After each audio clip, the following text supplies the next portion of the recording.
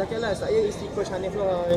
Hai, nama saya Fariza. Saya isteri Hanif. Ini staff saya, Syazwan. Korang tanyalah. Nak cakap pasal senaman, kita tak pandai. Tapi kalau tanya pasal masak, saya pandai. Manisnya senyuman. Mana senyuman manis? Yo, manisnya senyuman. Terima kasih. Sadonya dia handsome. Yang cakap kau sado tu lelaki. Saya tak sado lah. Oh, saya perempuan, Azlin. Oh, perempuan ke? Boleh. Saya sado balik lah. Staff saya single. Macam mana boleh jumpa coach? Macam mana boleh jumpa coach? Saya dulu main WeChat. Saya jumpa dia dekat WeChat. Macam dia jodoh kan sekarang ujung jari. Memang ada kursus masak ke akak dulu? Tak. Saya memang orangnya rajin pergi dapur dulu tolong mak. So saya pandai masak. Sebab dulu pun saya akan masak. Dari umur saya 14 tahun. Saya sekolah sampai darjah 6 je sebab orang susah.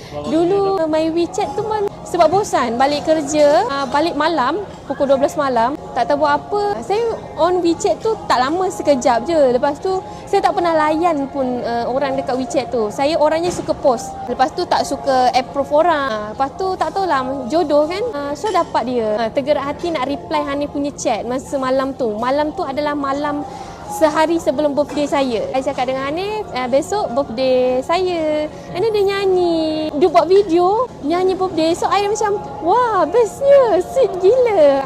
Macam tu tau. I kenal Hanif bulan 12. I jumpa dia bulan 1.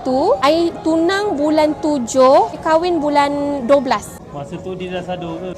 Masa tu dia putih melepak. I nak duduk sebelah dia, malu tau sebab dia putih. Sekarang dah gelap dah. Dia tak adalah, sekarang dia fit tapi dulu dia sado. Yang jenis sado yang besar tapi tak ada six pack, perut buncit. Lagi satu Hanif yang terima I masa I gemuk. Dulu obesity ya. Dulu berat I 89 kg. Dan masa I jumpa, I kenal Hanif, masa tu I macam takut. Dia sado kan. Situ I dah start pergi gym. I dah start pergi lari. Lepas tu masa I dah confident, I rasa macam I dah kecil sikit. Bulan 1 tu I jumpa dia. Sebab masa tu I dah kecil. Berat I masa 79 maybe. Dulu orang ejek-ejek I gemuk bini Shrek. Fiona tau Shrek tu. Tapi Hanif dia nak lah kat I. I kena ejek Fiona. Tak ada orang nak kawan sebab I gemuk. Tapi nampak Hanif tu yang sayang wife sangat-sangat. Harap jodoh.